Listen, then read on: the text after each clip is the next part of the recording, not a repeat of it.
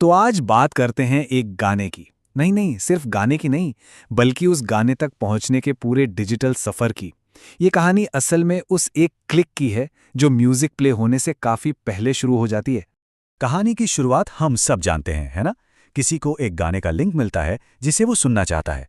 यहाँ पर वो गाना है बादशाह और पायल देव का सुपरहिट गेंदा फूल। लगता है कि बस एक क्लिक की ही तो बात है। लेकिन एक मिनट रुकिए। जैसे ही उस लिंक पर क्लिक होता है, क्या गाना फौरन बजने लगता है? नहीं। असल में उस क्लिक और म्यूजिक के बीच में एक पूरी की पूरी अनदेखी दुनिया है।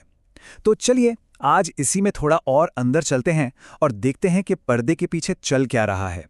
अब देखिए, क्लिक करते ही जो पेज खुलता है ना, वो कोई म्यूजिक प्लेयर नहीं है। ये तो बस एक बीच का पन्ना है। इसे एक डिजिटल लॉबी जैसा समझ सकते हैं, जो आपको आपकी पसंदीदा म्यूजिक सर्विस तक पहुंचाने से पहले कुछ और ज़रूरी काम करता है। और यहीं हमें मिलता है पहला सुराग, जो इस पेज के सोर्स कोड में छिपा है।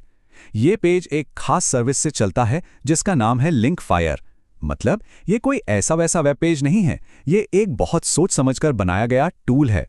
तो सवाल ये है कि ये लिंक फायर आखिर है क्या भला? अच्छा, इसे एक स्मार्ट साइन पोस्ट की तरह समझिए। ये एक ऐसा प्लेटफॉर्म है जिसे म्यूजिक इंडस्ट्री इस्तेमाल करती है।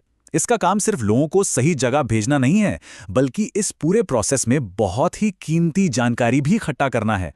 चलिए अब आते हैं पेज पर मौजूद अगले सुराग पर, कुकी कंसेंट बैनर। अरे ये तो हम सब ने देखा है ना? लेकिन इसका असली मतलब क्या है? ये सिर्फ एक फॉर्मेलिटी नहीं है, ये असल में एक सौदा है। ये जो लाइन आप देख रहे हैं, ये सीधे सोर्स से है। इसमें साफ साफ लिखा है कि कुकीज़ का इस्तेमाल दो मेन कामों के लिए होता है। एक तो एक्सपीरियंस को पर्सनलाइज करने के लिए, और दूसरा दूसरी साइट्स पर विज्ञापन दिखाने के लिए। तो बात यहां सिर्फ म्यूजिक की नहीं रह जाती, बात अब डेटा की हो रही है।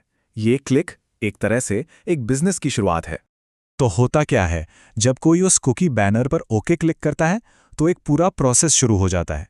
स्टेप 1, डिवाइस पर छोटी छोटी डेटा फाइल्स, जिन्हें हम कुकीज़ कहते हैं, वो स्टोर हो जाती हैं। स्टेप 2, ये फाइल्स वेबसाइट की मदद करती हैं ताकि वो उस इंसान के लिए एक्सपीरियंस को बेहतर बना सकें। और फिर आता है स्टेप 3, जो सबसे ज़रूरी है। इसी डेटा का इस्तेमाल करके दूसरी वेबसाइट्स पर टारगेटेड एड्स दिखाए जाते हैं। तो सीधे सीधे कहें तो ये एक लेन देन है। सुविधा के बदले में डेटा दिया जाता है। मतलब अपनी पसंदीदा म्यूजिक सर्विस तक एक क्लिक में पहुंचने की आसानी के बदले में ब्राउजिंग की आदतें और पसंद नापसंद शेयर की जाती हैं। लेकिन सवाल ये है कि इस पूरे खेल को चला कौन रहा है? ये मामला सिर्फ एक आर्टिस्ट और उसके फैन के बीच का नहीं है। इस डिजिटल लेन देन के पीछे एक पूरा का पूरा इकोसिस्टम काम कर रहा है।